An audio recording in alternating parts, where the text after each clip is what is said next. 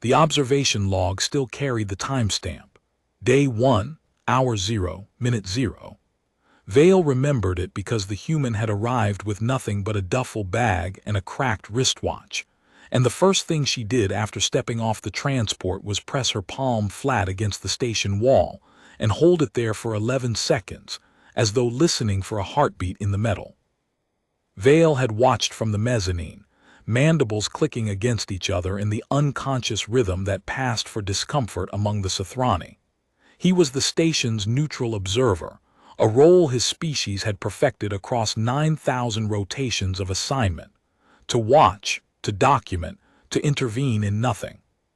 The Keshar relay station sat at the midpoint of a transit corridor so remote that most navigational databases listed it as a rounding error. 14 species had staffed it over the centuries. None had asked to return. The human's name was rendered in Sothrani script as Marin Elk-Cade. She was the station's new atmospheric calibration technician, replacing a Tolek engineer who had walked into an airlock after 209 days of silence and pressed the exterior release. The Tolek had left a note etched into his workbench with a scoring tool. "The quiet here has weight." Vale had documented the note. He documented everything. That was the mandate. 9,000 rotations of watching others live while he recorded their living, and he had never once questioned whether the distance between the observer and the observed was a privilege or a sentence. The Sothrani word for his role was Vale Cothran, the one who does not touch, and it was considered the highest calling of his species. To witness purely, to leave no mark, to pass through the world the way light passes through glass, present but uninvolved. The transport that had delivered Marin pulled away from the docking collar and vanished into the corridor's dark. The next scheduled arrival was 62 days out. The station's 7 crew members were, for all practical purposes, alone, a handful of bodies in a shell of alloy drifting through the emptiest stretch of charted space, surrounded by a silence so total that Vale's acoustic sensors registered it as a flat null reading across every frequency band. 0 hertz, nothing vibrating, nothing resonating, nothing alive in the air or the metal or the vacuum that pressed against the hull like the palm of a hand with no pulse. Marin's first action after the 11-second wall touch was to unpack her duffel on the floor of her assigned quarters. Vale observed through the corridor-mounted atmospheric sensors, which were technically his jurisdiction. She owned very little: a change of clothes, standard issue. The cracked wristwatch analog, with a leather strap so worn that the grain had smoothed to a polish. A wrench, hand-forged, resharpened so many times its handle was thinner than her thumb, the metal at the business end blued from heat. And a photograph. Actual printed photograph, physical media archaic. It showed a coastline at dawn, waves breaking against dark rocks, light through spray, a horizon line where the ocean met a sky the color of old steel. She taped the photograph to the wall above her bunk. Then she pressed her palm against it, against the image of the coast and the sea and the light, and held it there for 11 seconds, the same duration as the wall touch. Vale noted the consistency. He did not yet understand it. The second thing Marin did was find Vale. She located the observation alcove on the upper deck, stood in the doorway respecting the threshold. He noted, as though she understood that some spaces belonged to specific beings, and asked a question no prior technician had ever asked. What frequency does this station resonate at? Vale checked his instruments. 14.2 kilohertz, standard for Keshar-class relay architecture. She shook her head. No, underneath that, the ambient, the baseline hum. Vale ran a subsonic sweep. The result came back flat. Nothing. The station produced no frequency below audible range. It was acoustically dead, a vessel of metal floating in a void of metal-colored silence. 0, Vale said. There is no ambient frequency. Marin looked at him. Her eyes were the color of water over sand, a shade that shifted with the angle of the overhead light panels, and they held something Vale's training had no category for. Not fear. Not determination. something that lived below both of those, the way a subsonic frequency lives below sound, present but unnamed, felt but not heard. "There will be," she said. That was day 1. By day 3, Vail had already filed his first anomaly report. The anomaly was not mechanical. It was not a malfunction or a deviation in atmospheric output. It was a sound, a low, continuous hum that Vail's instruments measured at 7.83 Hertz, well below the hearing threshold of every species on the station. It originated from Marin's workstation in the calibration bay, and it originated from Marin herself. She hummed while she worked, not a melody, not a song, a single sustained tone that she seemed unaware of producing, the way a person might breathe or blink or swallow. It lived in her chest and her throat and traveled through her hands into whatever surface they touched.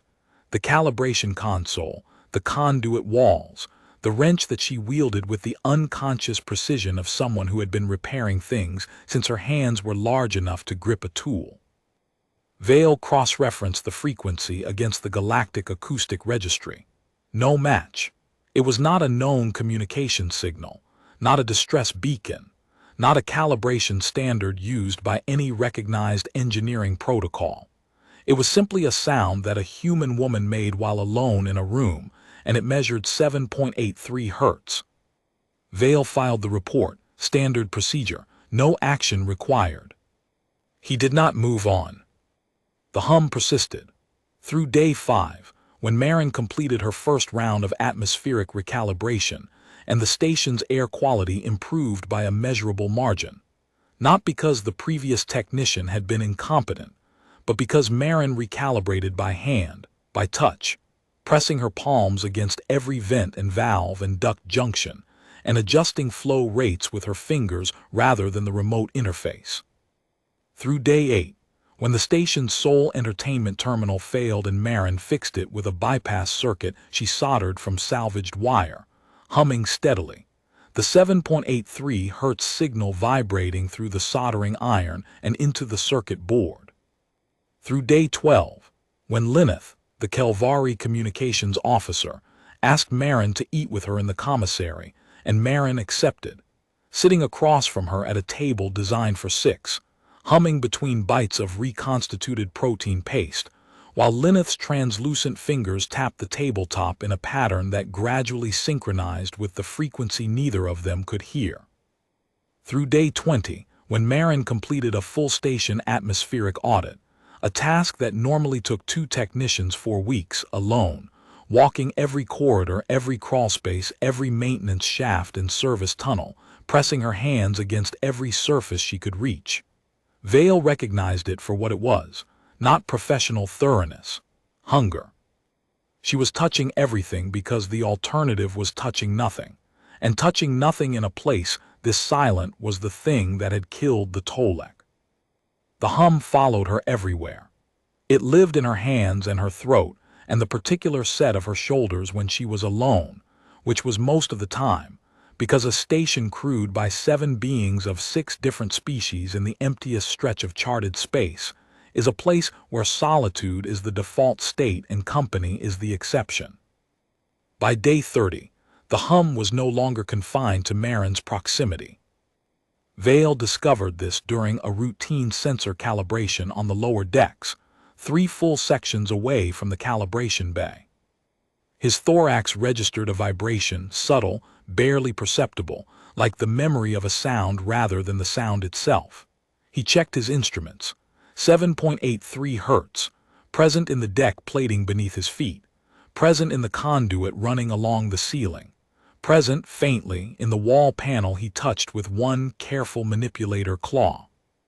The station was conducting Marin's hum. Not through the air, which could not carry a frequency that low at the station's atmospheric density. Through the superstructure itself. Every bulkhead, every conduit, every deck plate had become a resonator, and the 7.83 Hertz signal was traveling through the bones of Keshar relay like a pulse through a circulatory system that had been waiting dormant for the right heartbeat. Vail ran the analysis 3 times. The result did not change. He traced the propagation path and found something that stopped his mandibles mid-click. The station's superstructure was laced with channels, dormant channels, built into the original architecture by the foundational collective during an era when relay stations were designed to be occupied for centuries, not decades. These channels were made of thenarite alloy, a crystalline metal with exceptional acoustic conductivity, its molecular lattice structured in a pattern that Vail's database described as optimized for subsonic transmission. Their purpose had never been determined. In 1,200 years of continuous operation, 14 species of technicians and engineers and commanders and observers, no one had ever activated the channels, because no one had ever produced the frequency they were calibrated to receive. 7.83 Hertz, the resonant frequency of a planet called Earth, generated by the electromagnetic cavity between its surface and its ionosphere.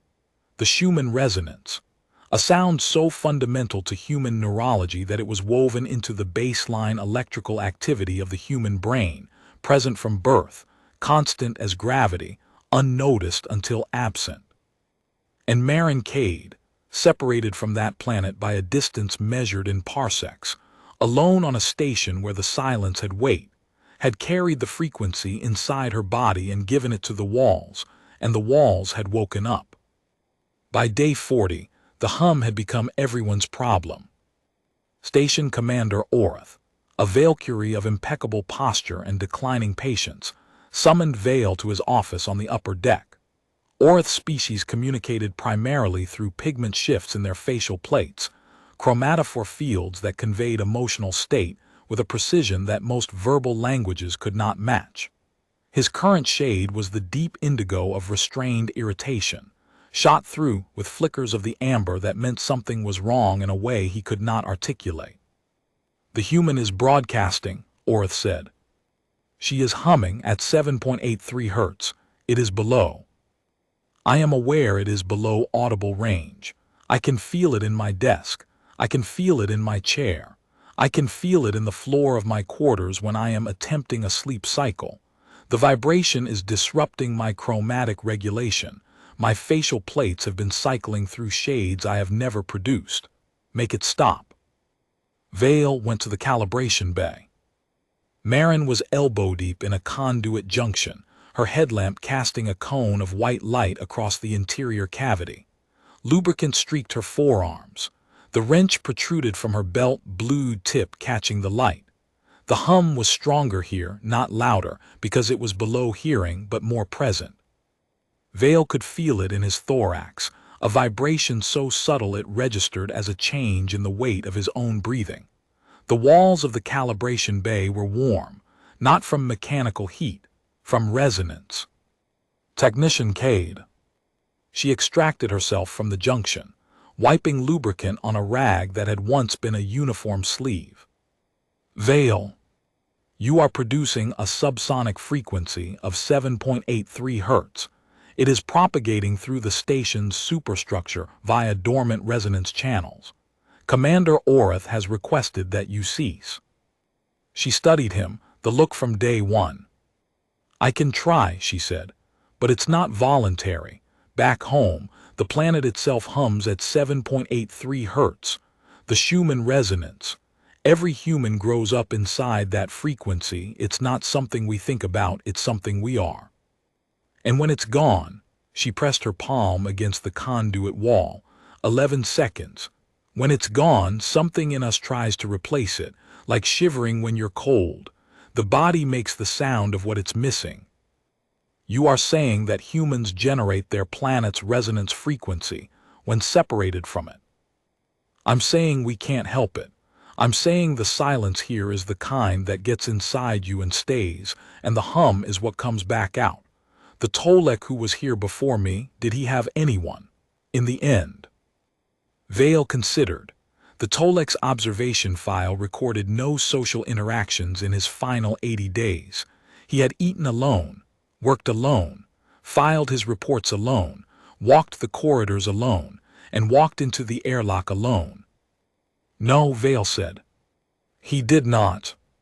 Then the quiet killed him. Not the isolation, the quiet, the 0 Hertz, the absence of any signal that said someone is here, something is alive, this place has a pulse.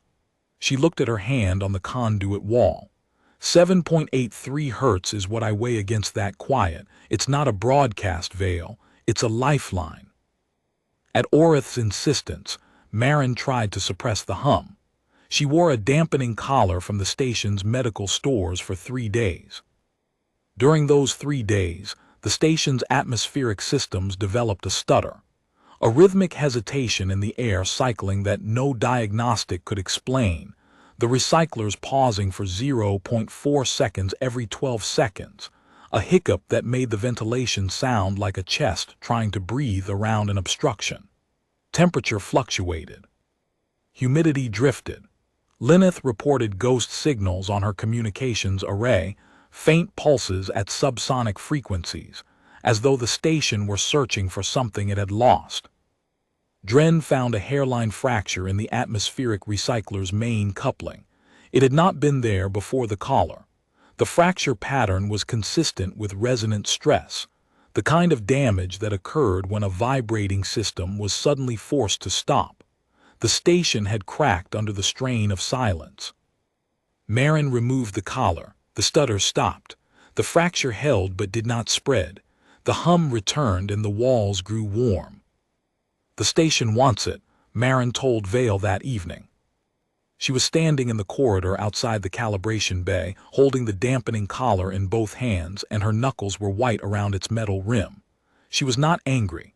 She was frightened, not of the collar, not of the station, but of the implication. "It's been empty for 1,200 years, Vale. 1,200 years of 0 Hertz, of silence that has weight. And now something is finally talking to it, and it's answering, and when I stopped talking, it started to break." Vale filed another anomaly report. His superiors at the Sothrani Observation Bureau did not respond. They had not responded to the previous 4 reports either. Kesha Relay was too remote, too irrelevant, too far from anything that mattered for anyone to care about subsonic frequencies and dormant resonance channels, and a human woman who hummed like a planet in a place where nothing had ever hummed before. But Vale cared.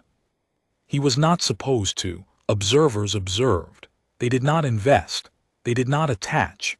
They did not allow the phenomena they witnessed to alter the instrument that witnessed them. Purity of observation was the Sothrani ideal, to be the mirror that reflects without absorbing, the lens that focuses without bending. Vale Cothran, the one who does not touch. But purity, Vale was discovering, had a frequency of its own. It was 0 Hertz, and 0 Hertz was not silence. It was the sound of a life spent watching everything and touching nothing. The same absence that had killed the Tolek. The same void that Marin's body was fighting with every unconscious pulse. He had carried that weight for 9,000 rotations and called it duty. Now a human woman was humming and the walls were warm, and Vale was discovering that the weight was not duty. It was loneliness, and its frequency was 0, the sound of reaching for something and finding nothing there. He began walking to the calibration bay at odd hours. He told himself it was documentation. He stood in the doorway, always the doorway, never crossing the threshold, and felt the 7.83 Hertz vibration settle into his joints like warmth returning to a limb that had gone numb. He recorded the sensation in his log with the clinical precision of an observer who was observing, for the first time in 9,000 rotations, himself. On day 74, Marin noticed.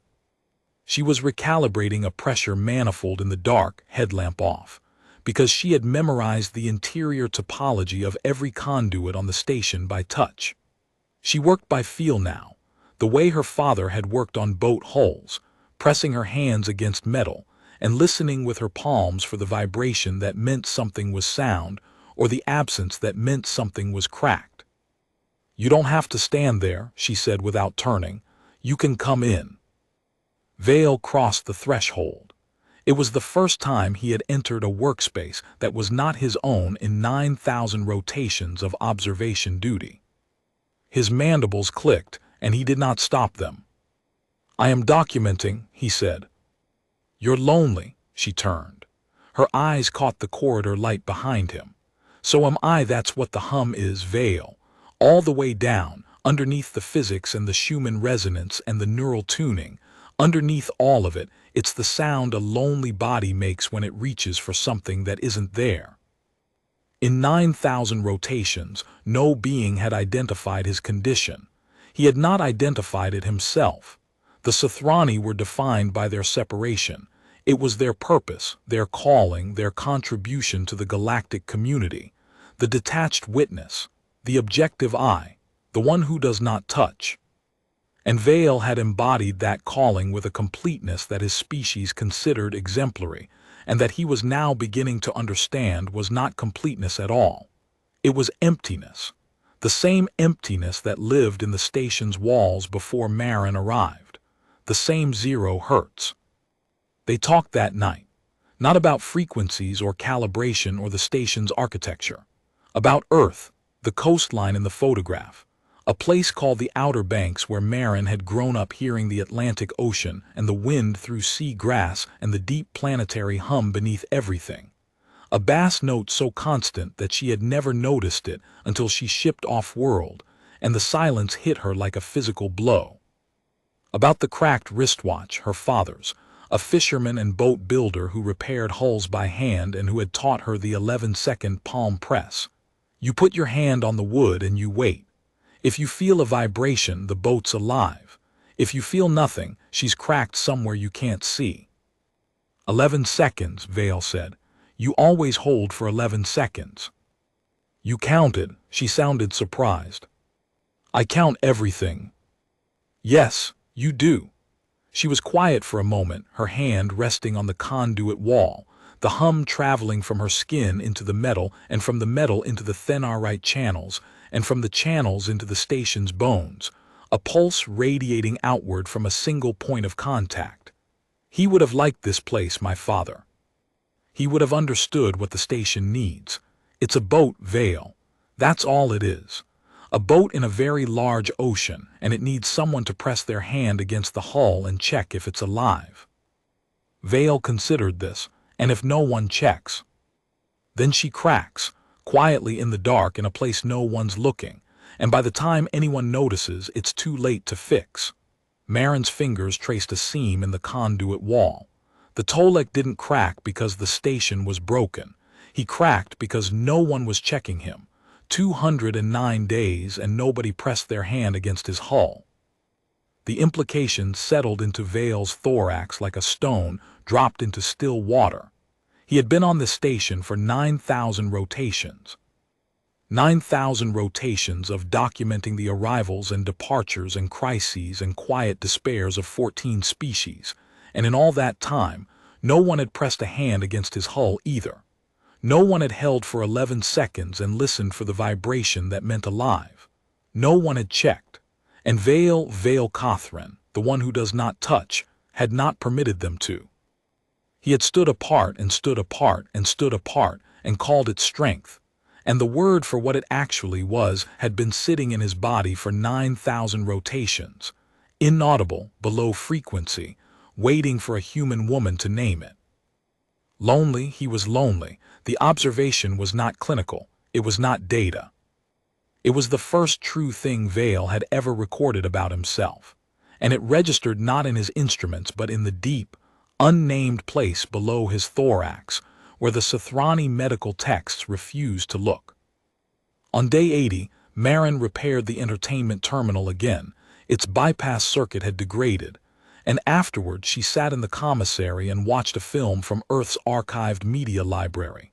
It showed an ocean, waves breaking on rocks.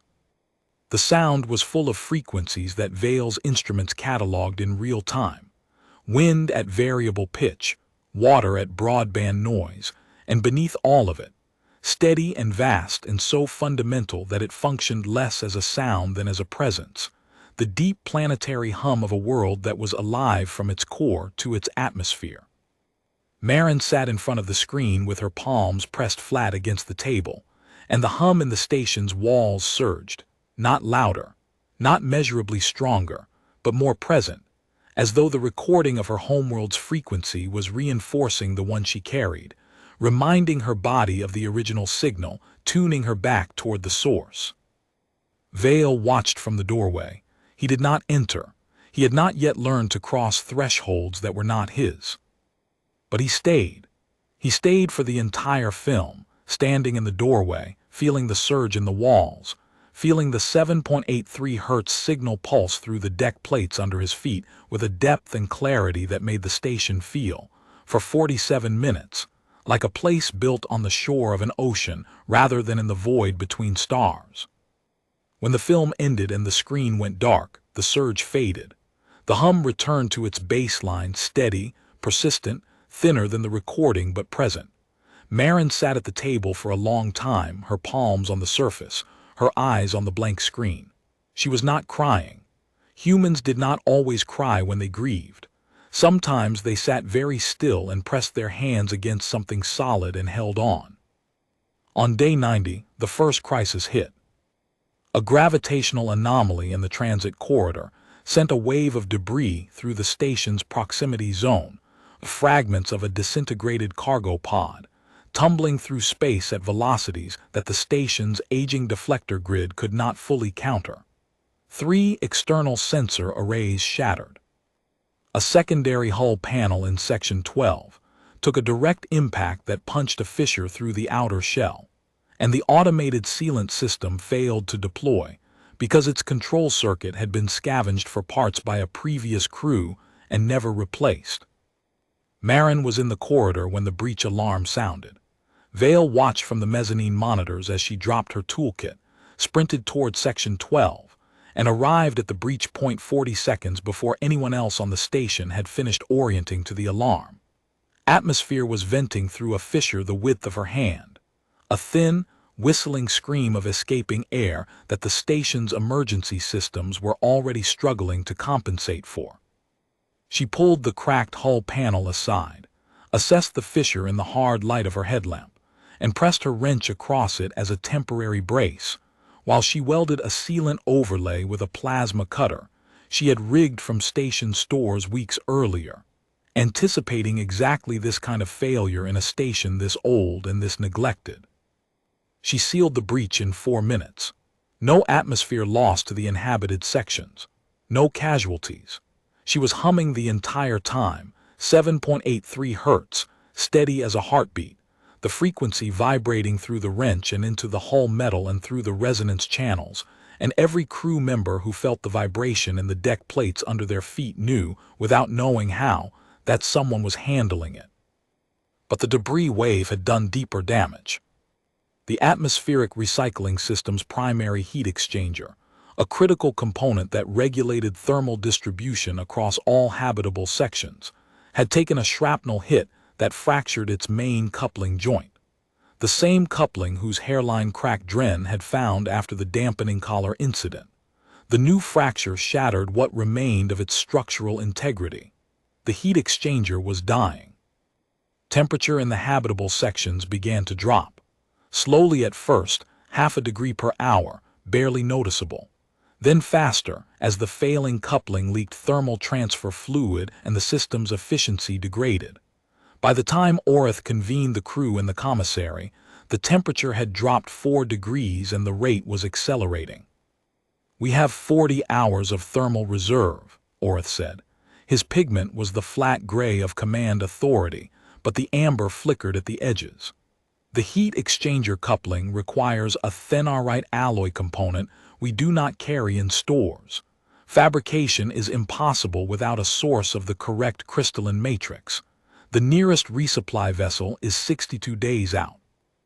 Silence, the kind that carried mathematics 40 hours against 62 days, a ratio that did not resolve in anyone's favor. Dren spoke first. "Can we cannibalize another system?" "Nothing else on this station uses thenarite at the required specification," Orith said. Marin spoke. Her voice was level, the particular evenness that Vale had learned to associate with humans who had already accepted a cost and were presenting it as fact rather than sacrifice. "Yes, we do." The room turned to her. The resonance channels, in the superstructure, their thenarite same crystalline structure, same thermal conductivity rating as the heat exchanger coupling. I can extract a section, reshape it in a portable forge, and install it as a replacement. Those channels are carrying your frequency, Vale said. He said it before he could stop himself. It was the first time in 9,000 rotations that he had spoken in a meeting he was assigned to observe. 7 heads turned. Orith's pigment flickered through surprise into something Vale did not attempt to read. Lineth's translucent fingers paused on the tabletop. Yes, Marin said. She was looking at Vale, only at Vale. They are. If you extract sections of the channel network, the resonance will fragment. The 7.83 Hertz signal will degrade. The station will lose. I know what the station will lose. Her voice was still level. Her hands were not. They rested on the table, and Vale could see the fine tremor in her fingers, not the hum, which was involuntary and constant, but a different tremor entirely. The kind that came from understanding exactly what you were about to cut out of yourself. But we'll freeze. She began work that evening. Vale watched from the mezzanine as she cut into the superstructure with a plasma torch, peeling back deck plating to expose the resonance channels beneath. They were beautiful. He had never seen them. In 9,000 rotations of observing this station, he had never known they were there, hidden in the bones of the architecture like veins in the body of something vast and patient. Pale green thenarite alloy, crystalline and luminous, running through the station's skeleton in patterns that the foundational collective had laid down 12 centuries ago for a purpose that no one had ever determined. They glowed faintly in the torch light, and the glow pulsed. 7.83 Hertz, Marin's frequency, carried through the station's deepest structure, visible now as light. Marin touched the first channel with her bare hand before she cut it, palm flat against the metal. 11 seconds, checking for the pulse, finding it, then she picked up the torch. The first cut silenced the aft section. Vale felt it immediately. A portion of the hum vanished, not gradually but all at once, like a limb going numb. The corridor behind him went cold in a way that had nothing to do with the failing heat exchanger. The temperature was unchanged. The air composition was unchanged, but the presence was gone. The aft section was acoustically dead, and the silence that filled it was the Tolek silence, the quiet that had weight, that pressed against you, that had no pulse. By the third cut, the commissary had lost its resonance. By the fifth, the crew quarters. Lineth pressed her translucent fingers against the wall of the communications bay and said, quietly, "It's like watching someone pull out their own veins." Vale could not disagree. He stood on the mezzanine and watched Marin carve the antidote out of the walls piece by piece, channel by channel, each extraction precise and necessary and devastating. The cost was visible in her shoulders, in the way she paused after each cut and pressed her palm against the raw edge, feeling for the hum in the diminishing network, finding less each time, her body reaching for a frequency that was retreating from it like a tide going out. By the 9th extraction, on the second day, she stopped humming. Vale's instruments confirmed it, 0 hertz from her location. The feedback loop was broken. The channels had been amplifying what she produced, and she had been producing more because they amplified it. And now the circuit was severed, and her body, alone again in the silence, could not generate enough resonance to sustain the signal without the station answering back. She kept working. She fabricated the coupling component in a portable forge she built from a conduit housing and a repurposed heating element, reshaping the extracted thenarite with the worn wrench and a set of calibration dies. Her hands were steady for the precision work. Her face was not. She looked the way the station felt, present but uninhabited, a structure going through the motions in a place where the thing that made the motions matter had been carved out and repurposed. On day 92, at hour 16 of the fabrication, the heat exchanger component was complete. Marin installed it. The system cycled. Warm air began to flow through the ventilation ducts. Orith's pigment shifted to the steady green of operational normalcy. Lineth's fingers stopped trembling. Dren uncrossed his 4 arms. The crew returned to their posts and the station was warm again, mechanically warm, the warmth of a system functioning correctly, and it felt nothing like the warmth of the hum. Marin sat in the calibration bay with her wrench across her knees. The bay was cold. Not thermally, the new heat exchanger was working, pumping regulated air through the station's ducts with mechanical reliability, but resonantly cold, the 0 Hertz cold. The absence of presence cold that the Tolek had written about, and walked into an airlock to escape. She was not humming. For the first time since day 1, she was not humming. Vale stood in the doorway. "I am documenting," he said. She did not look up. "You don't have to." "I am choosing to." The heavy silence, the Tolek kind. "It's gone, Vale. I tried to restart it. The hum.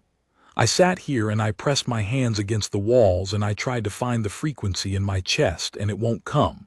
The channels were the amplifier and I was the signal, and now the amplifier is gone and I can't find the weight to push against the quiet. There's nothing to push against. It's just nothing." Vale crossed the threshold. He walked to the workbench. He stopped in front of Marin Cade, atmospheric calibration technician, the woman who had hummed like a planet in a place where nothing hummed, and he extended his forward manipulator arm. The appendage that does not touch.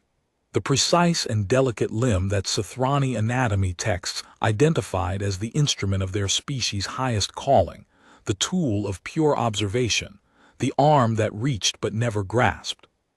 He placed it on the workbench beside her hand. His exoskeletal plates vibrated. It was not voluntary. It was not a sound. It was a tremor, the kind that Sothrani produced involuntarily when their internal thermoregulation was disrupted, during illness or extreme cold, or in rare and poorly documented cases, emotional distress. The medical texts acknowledge the third trigger only in a footnote, because the Sothrani did not experience emotional distress. They were observers. They were above it. They were the ones who did not touch, and not touching was supposed to mean not feeling, and Vale had believed that for 9,000 rotations the way he had believed in the purity of 0 Hertz, as a fact, not a choice. The tremor measured 7.83 Hertz.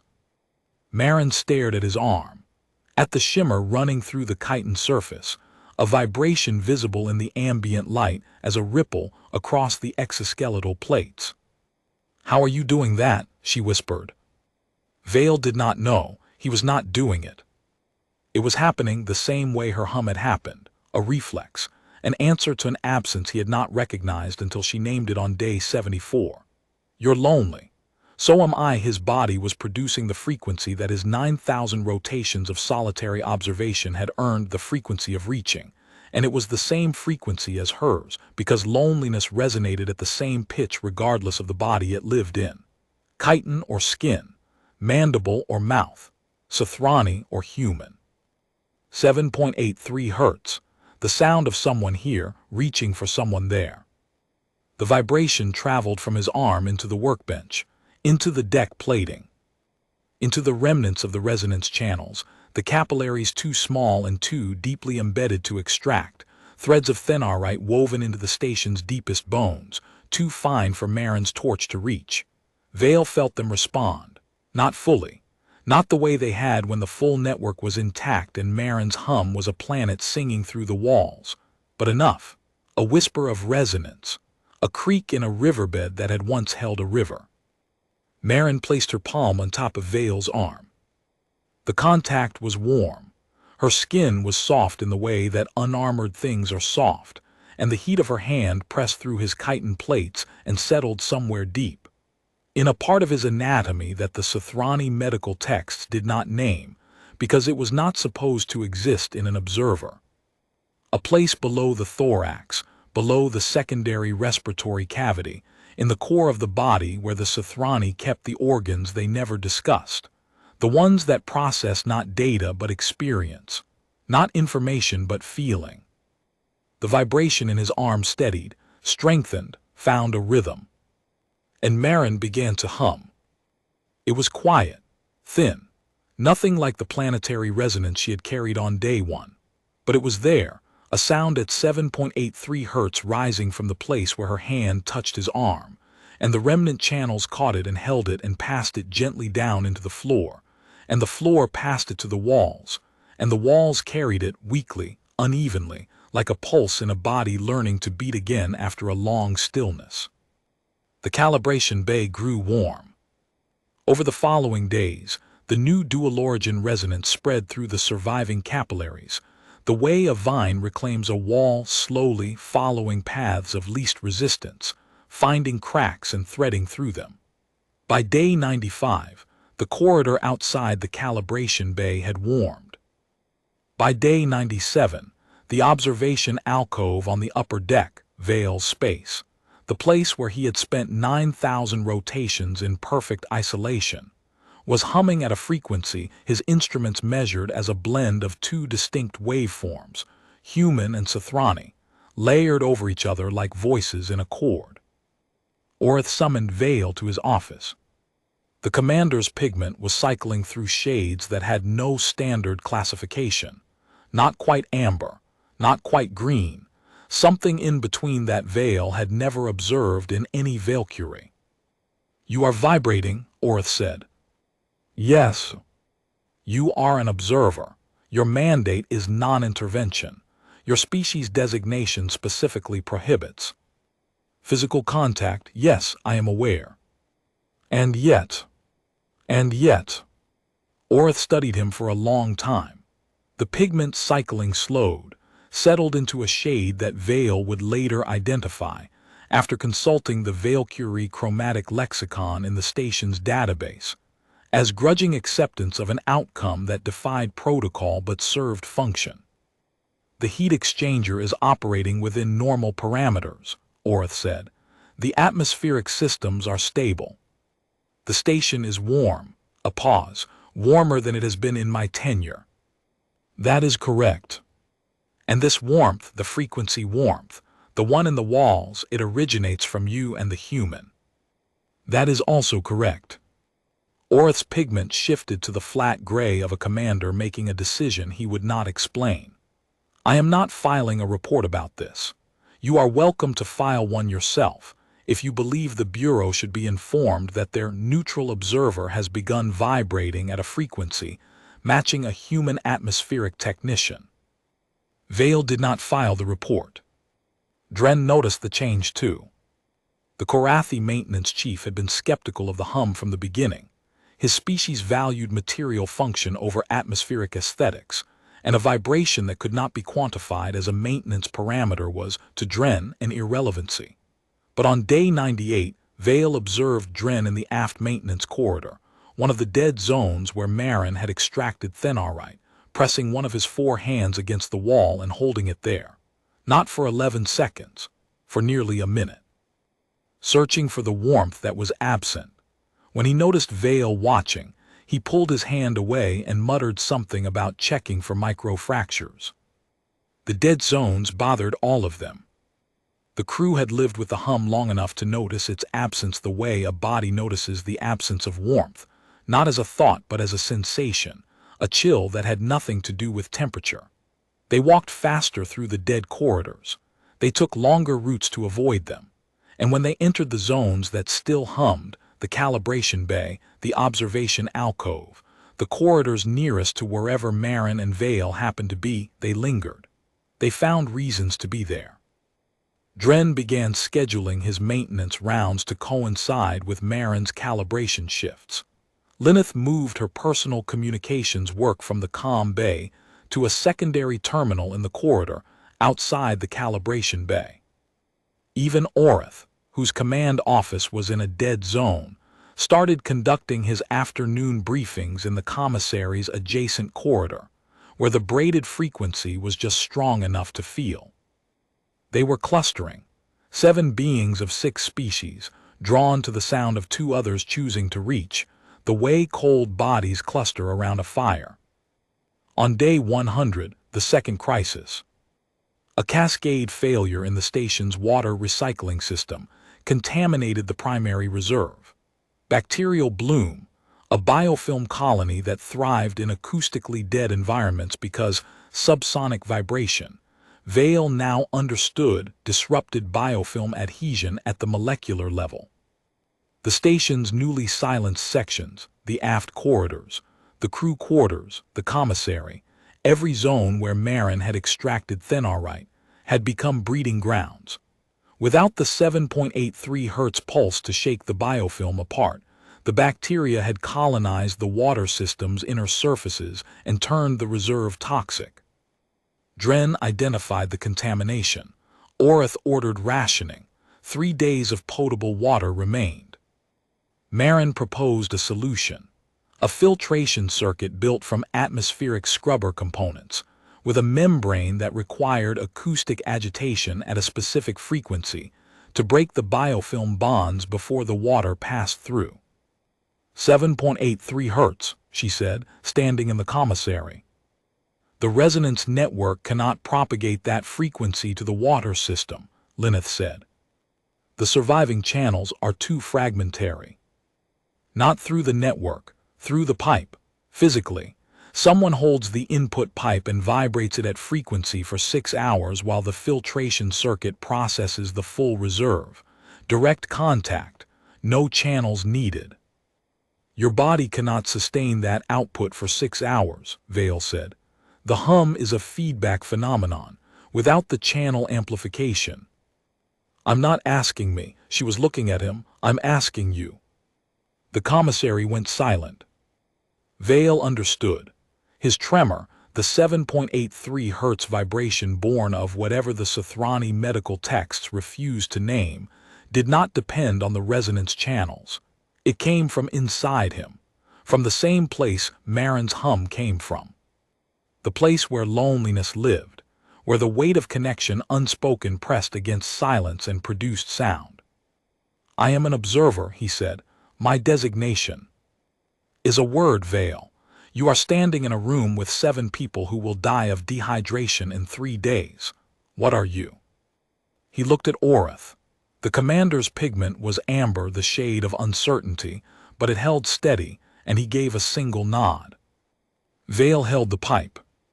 6 hours. His manipulator arm clamped around the input conduit, transmitting 7.83 Hertz directly into the metal, while Marin's filtration circuit processed the contaminated water on the other side of the membrane. The vibration poured out of him, sustained not by training or discipline or the professional detachment of an observer, but by the raw, unmediated need to keep these people alive. His chitin ached. His joints locked. The tremor deepened until his entire arm was humming, then his thorax, then his secondary limbs, then his whole body, a tuning fork struck by a frequency it had carried in silence for 9,000 rotations and never once allowed to sound. Marin sat beside him. She pressed her palm against the pipe above his grip. She hummed. Together, his vibration and her voice, chitin and skin, 2 forms of loneliness meeting at the same pitch. They held the signal steady while clean water poured through the membrane, liter by liter, for 6 hours. When it was done, Vail's arm would not stop vibrating. Marin placed her hand on his chitin, gently, the way she touched walls. You don't have to stop, she said. I don't know how, he admitted. She smiled, the first smile since before the heat exchanger. Good. By day 120, the resonance had stabilized into something new. Not the original planetary hum that Marin had carried solo, and not the fragile whisper from the remnant channels after day 92. Something between, something built from 2 sources instead of 1, thinner than the original but more durable. Lineth called it a braided signal. Human voice and Sothrani tremor wound around each other in a helix that the surviving thenarite capillaries conducted through the station's deep structure. It was not as warm as the original, but it was warm enough. The walls pushed back when touched. On day 130, a resupply vessel arrived 32 days early, unprecedented for Kesha Relay. The captain, A grizzled Minari with 3 prosthetic limbs and the specific exhaustion of someone who had been piloting supply routes for longer than most civilizations lasted, docked and disembarked and stood in the main corridor and tilted her head. "Something's different here," she said. "Atmospheric calibration has been optimized," Orth replied. "No, it's—" She pressed her hand against the wall. Her remaining biological limb, the left one with its thick Minari hide and calloused palm, she held it there. "It feels like a place people live." Vale recorded the statement from the mezzanine. He recorded the captain's hand against the wall.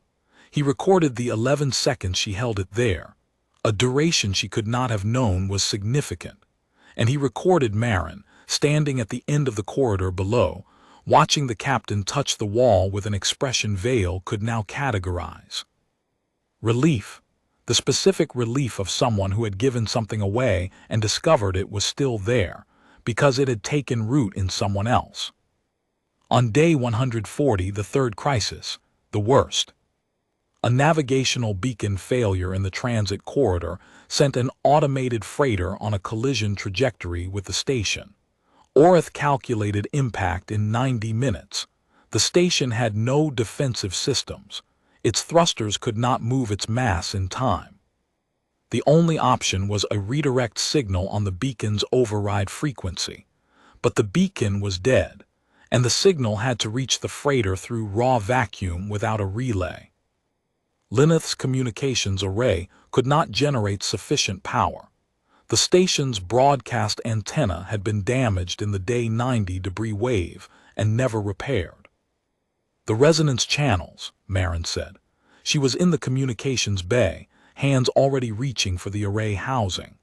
"Thenarite is a broadband acoustic-to-electromagnetic transducer at sufficient harmonic density. If I route the redirect signal through the surviving capillary network and modulate it onto the 7.83 Hertz carrier wave, you will burn out the remaining channels," Vale said. His voice was flat because the alternative would crack, and Sithrani voices did not crack. "All of them, every surviving thread. The frequency will not survive the broadcast. Neither will we if the freighter hits." She worked. Spliced the communications array into the Thenarite capillary network through junction points she located by touch, pressing her palm against walls and feeling for the warmth that meant a channel was still alive. Vale followed her through the corridors, handing tools, holding cables, bracing panels, doing the work of someone who was not observing but participating.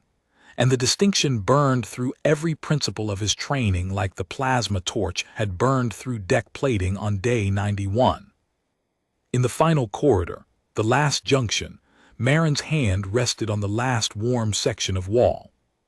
"When I close this circuit," she said, "the signal uses the channels to boost and broadcast. It saves the station, and it burns out every remaining thread of Thenarite in the superstructure. The hum, our hum, won't have anything left to travel through." Vale placed his arm against the wall beside her hand.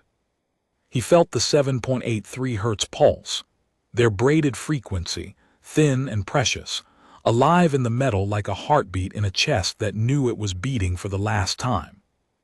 "Close it," he said. She closed it. The redirect signal erupted through the station's skeleton. Every surviving capillary lit up, a flash of pale green light racing through the walls like lightning through a nervous system.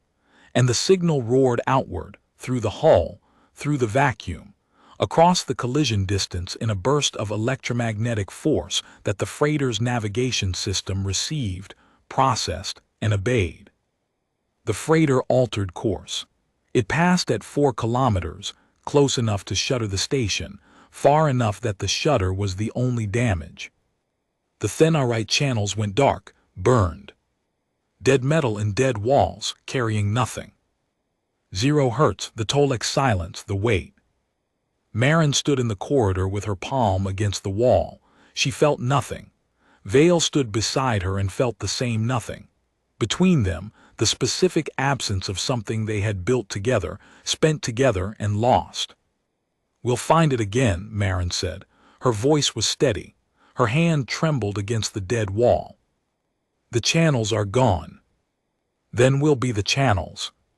She took his manipulator arm, took it with her hands, the unarmored hands of a being from a world where everything hummed, and placed it against her own chest, over the place where her heart beat. "Feel," she said. He felt.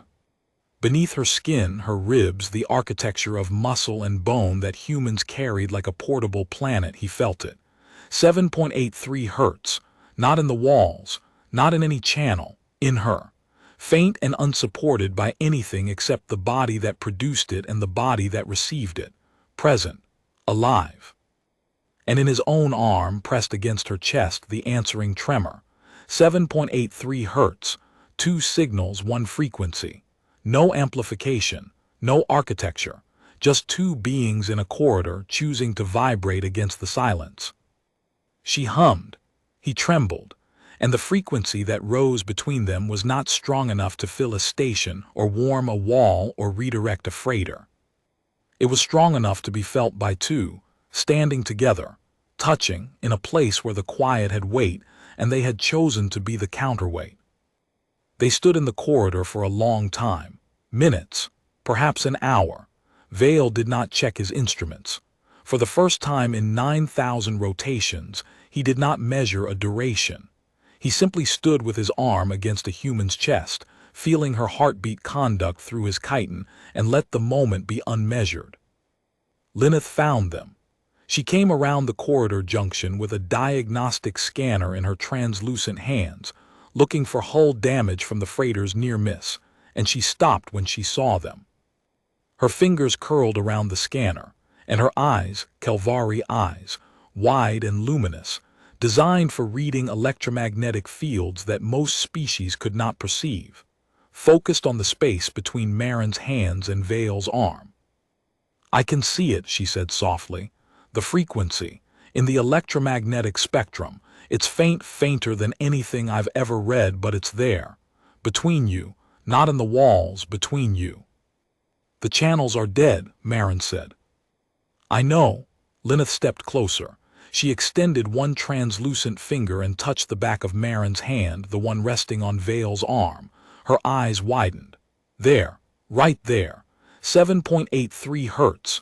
You're generating it through direct contact, skin to chitin, with no conduction medium.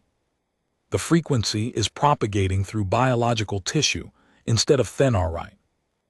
Vale processed this. Biological tissue has lower acoustic conductivity than thenarite. Much lower, the signal can't travel far. A meter, maybe 2, through direct physical contact, but it's clean, it's stable, and it's... Lyneth paused. She looked at her own finger pressed against Marin's hand. "It's transferring. I can feel it in my hand, in my bones."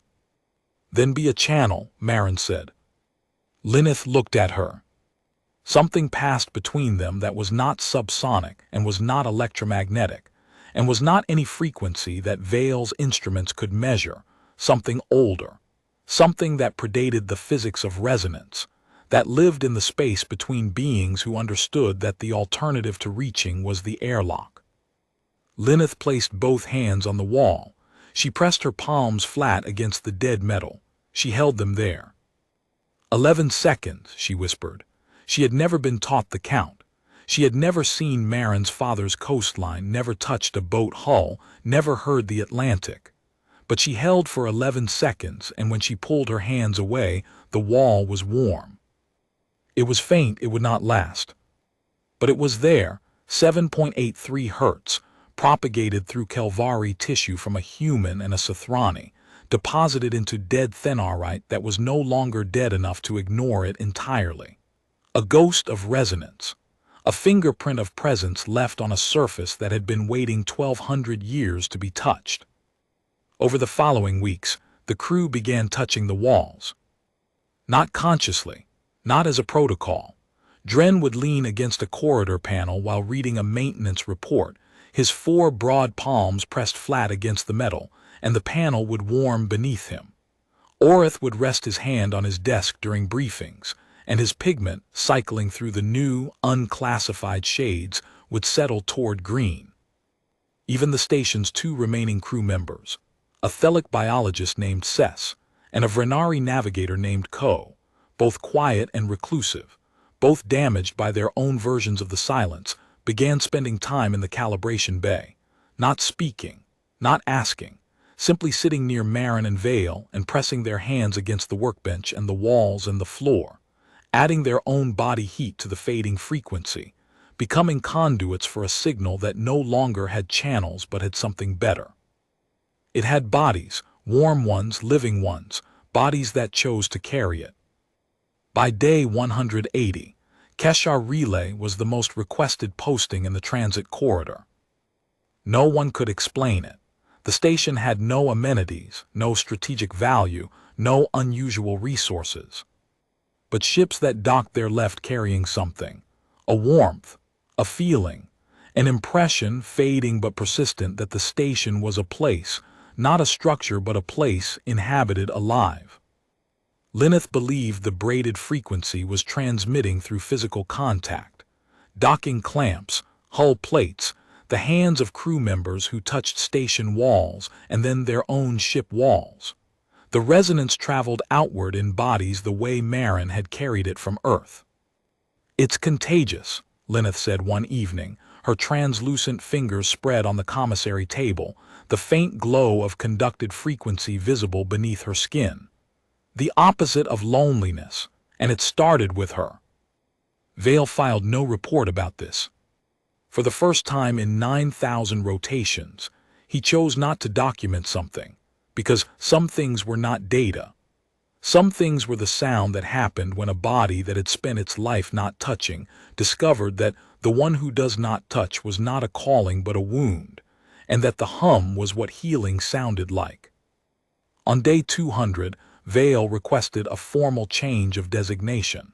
The Sathrani Observation Bureau denied it. His species did not change designations. Vale Cothran was permanent. He filed the denial. Then he walked to the calibration bay, where Marin was cleaning flow rate sensors with a brush made from the station's own air filter fibers, and he placed his arm on the workbench beside her hand. And the tremor began, and the hum answered, and they sat together in the warm silence that was no longer silence because they were in it. They said no, he told her. To the redesignation. Yes, I am still by their records the one who does not touch. Marin set down her brush. She placed her palm on his arm. 11 seconds. The boat hull ritual. The checking for life ritual she had learned from a father who fixed things by hand and listened for soundness through the grain of the wood and the resonance of the planking and the warmth that came back when a hull was whole. "What do you hear?" he asked. She smiled, a pulse. The observation log carries a final entry at day 200, hour 0, minute 0. In the precise angular script of the Sathrani, Vale wrote the shortest entry in 9,000 rotations of continuous documentation. It was also the only one he ever read back to himself, standing in the calibration bay with his arm on the workbench and a human's hand on his chiton, feeling the braided frequency hum between them. The quiet signal that no instrument would ever classify and no bureau would ever acknowledge and no species, but two, would ever produce. Station status, inhabited. Frequency, 7.83 Hertz, dual origin, stable, organic propagation. Ambient classification, home. Below the entry, in smaller script, he added a note that violated every protocol in the Sathrani observation manual. The quiet here had weight. Now it has a name. She taught me the name. I believed her, and I began to hum.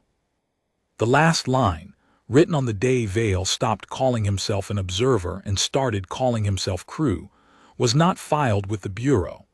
It was etched into the workbench in the calibration bay, beside the scoring marks left by a Tolek engineer who had understood the silence but not the answer to it.